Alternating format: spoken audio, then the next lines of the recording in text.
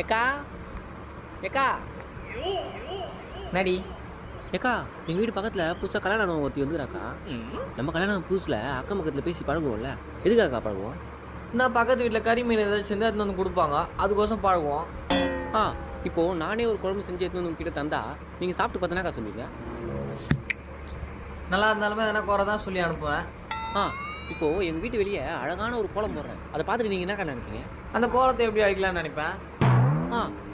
இப்போ நான் எதுக்கு அதெல்லாம் உங்ககிட்ட சொல்லுங்கிறேன்? நாடகத்தில் விளம்பரம் போட்டிருப்பாங்க, அதான் என்கிட்ட வந்து பேசிக்கிற.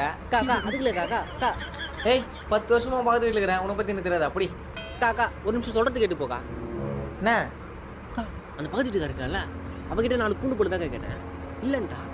அதான் உங்ககிட்ட கேட்கலாமே. என்கிட்ட இல்லை பொடி. என்னக்கா நம்மளாம் அப்படியே பழகணும். ஏய் அப்படி தாண்டி பழகணும். ஆமாங்கிட்டு